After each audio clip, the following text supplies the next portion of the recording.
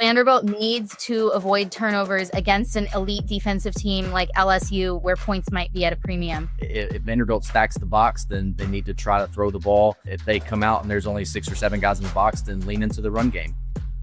Before the Snaps, game of the week is LSU at Vanderbilt in Week 8. So who needs this win more in terms of contending for an SEC championship or a potential playoff spot? Both teams need this game a lot since both teams have some very difficult games coming up. But I think LSU needs it a little bit more, especially because they have so much pressure to make the college football playoff compared to Vanderbilt, which probably feels a little bit more like they're playing with house money. Vandy does have some tough games coming up, but a few of them are against teams that have underperformed, such as Texas, although a home game against Missouri next week will also be difficult. I agree with Arya. And, to I guess to further her point, home games against Texas A&M are coming up. A road game at Alabama is coming up. A road game at the end of the season at Oklahoma is coming up for this team. And those are games that if they are to go to Nashville and win this weekend, they can afford themselves a loss, possibly two, to one of those three teams and still backdoor their way into the playoff. Vanderbilt is coming off a bye and a tough loss to Alabama. Arya, do you think it can bounce back against LSU, or is this kind of the trajectory for the rest of the season for Vanderbilt? I do think that Vanderbilt can bounce back against LSU. They have done a very good job in the past 2 years of bouncing back from tough losses, including last year when they beat Alabama after previously having lost to Missouri in double overtime the week before. So I don't have any concern about whether they can bounce back. It's just a matter of whether they will fix some of the issues that happened against Alabama that kind of caused that loss and whether they can fix those against an elite defensive team. LSU versus Vanderbilt, what are two keys to winning for each team? For LSU, they have to not only establish a run game, but they have to be committed to a run game. We saw them do that last weekend at home against South Carolina, and it paid dividends. Caden Durham's now fully healthy. He missed the Ole Miss game due to an ankle injury. He was back. He carried the ball 15 times last weekend for LSU, and they won the game 20-10.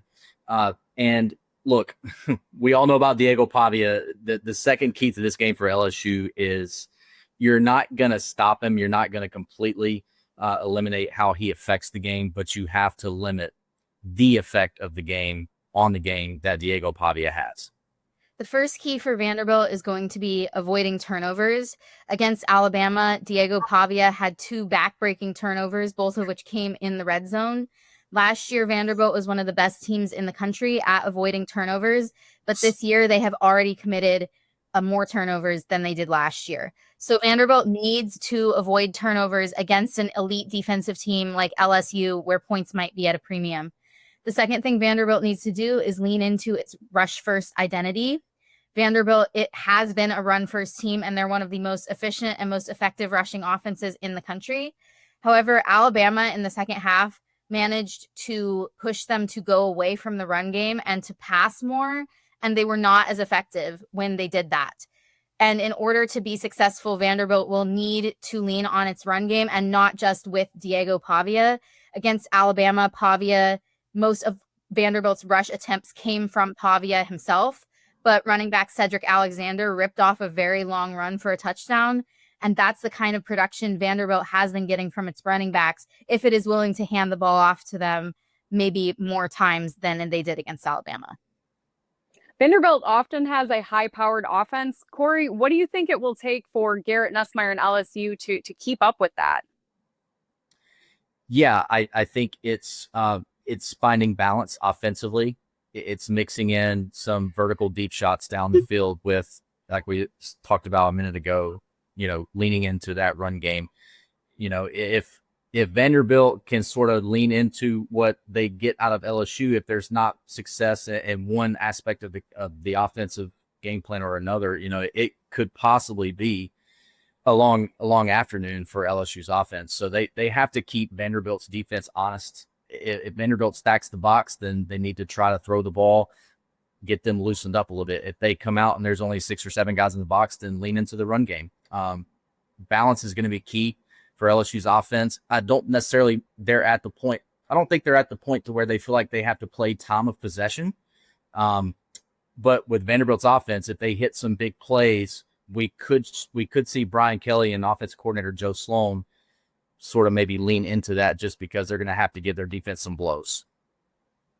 LSU versus Vanderbilt. Who wins and why? I see Vanderbilt being able to pull this one out at home.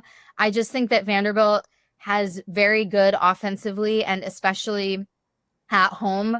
And I think that Vanderbilt's defense is kind of their weakness, but LSU has not shown enough offensive production to really be able to take advantage of Vanderbilt's weaknesses on the defense so far this season. I'm going to go LSU. This is going to be an extremely close game. I don't think either team is going to have a lead larger than one possession the entire afternoon. I just think the improvements that defensive coordinator Blake Baker and his defensive guys have made from last season to this season in stopping running quarterbacks. Last weekend, Lenore Sellers, who I would argue is one of the better running quarterbacks, not only in the SEC, but maybe in the entirety of college football, 19 carries, 22 total yards. I think that was a great performance for LSU's defense to know that they can stop a quarterback like a Lenore Sellers, like a Diego Pavia, like a Marcel Reed that they'll see next weekend at home. And I think that's just enough to get this team over the hump in Nashville. It's a tough place to play, but LSU will find a way to win late in this game. Penn State fired James Franklin after a loss to Northwestern, and the Nittany Lions are on a 3-game losing streak. So do you think Penn State will regret firing James Franklin? I mean, I think they easily could. Like, I understand why they made the decision they did. Obviously, this team falling way short of expectations, kind of in the middle of a collapse. That's all understandable and fair. But I mean, this guy won. And, you know, I think when you look at some of the names that are being brought up, maybe Kurt Cignetti's an exception there. But I mean, are Matt Rule and Matt Campbell going to win at a higher level? Like, they're good coaches, but so was James Franklin. So I think, I won't say they will regret it, but I think they very easily could. Yeah, I think you and I are on the same boat here, because from Penn State's perspective, surely James Franklin was failing at winning a national title. But in the grand scheme of things, there are plenty of programs out there that would have been really happy to be in Penn State's position. Maybe not this season, but in recent seasons. You know, Penn State is usually toward the top of the Big Ten standings. It is usually in contention for a Big Ten title and a playoff spot. And even though they haven't won a Big Ten championship since 2016, Penn State's always up there. It won 2 playoff games last year. You had high expectations this year. And of course, this year didn't work out very well. The team is absolutely falling short of expectations, and the losses just kind of kept getting worse. And so, you know, James Franklin's reputation for not winning the big game is still very much present and getting worse when you can't win even the mediocre games. But to your point, I sort of look at who is going to replace him, because I think Kurt Cignetti stays exactly where he is. I think maybe you could lure Matt Campbell away, or maybe Matt Rule, but I don't know if that's a job that they want to take, especially when Penn State just fired its coach, who's won a lot of games, just maybe not some of the most important ones. But compared to other programs, Penn State was looking pretty good outside of this season. So yeah, it's a big name program, but the expectations will be gigantic. So I don't know. We're just going to have to wait and see if there's someone who's willing to take that on, and for what price.